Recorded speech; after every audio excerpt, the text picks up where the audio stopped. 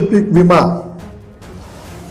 या नुकसान भरपाईपासून वंचित राहणाऱ्या 1537 शेतकऱ्यांच्या खात्यावर 12,56,00,000 जमा झाले. तफावत दूर केल्याने व शेतकऱ्यांची फसवणूक कशी होते उघड केल्याने या ठिकाणी या प्रयत्नाला आपल्या यश आलं. मागच्या काळामध्ये मी हा मुद्दा प्रेसमध्ये सुद्धा मांडला आणि तुम्हीही त्याला चांगली प्रसिद्धी दिली की या जवळच्या पर्जन्यमाप केंद्रातून त्या दिवशीचा त्यांनी बंद रिपोर्ट दाखवला, ते बंद होतं असं दाखवलं. यावेळीचंही त्यांनी कमी केलं.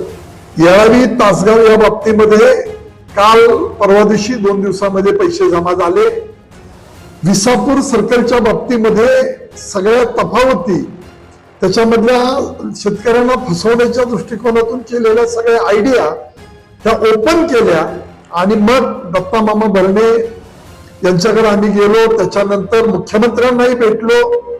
मुख्यमंत्र्यांनी तसे खाली आदेश दिले आणि कलेक्टरांच्याकडून मागच्या आठवड्यामध्ये सूरज मांढरे कृषी आयुक्त यांच्याकडे ते सगळं गेलेलं आहे. विसापूर सर्कल मधली सुद्धा मोठी भरपाई शेतकऱ्यांची ती मिळणार आहे आणि हा शेतकऱ्यांना कसं फसवलं जातं या बाबतीमध्ये सगळ्या प्रकारे आम्ही माहिती घेऊन या सगळ्या गोष्टी उघड्या केल्या, दबाव ठेवला आणि या सगळ्या गोष्टीला आपल्याला निश्चितपणाने यश आलं.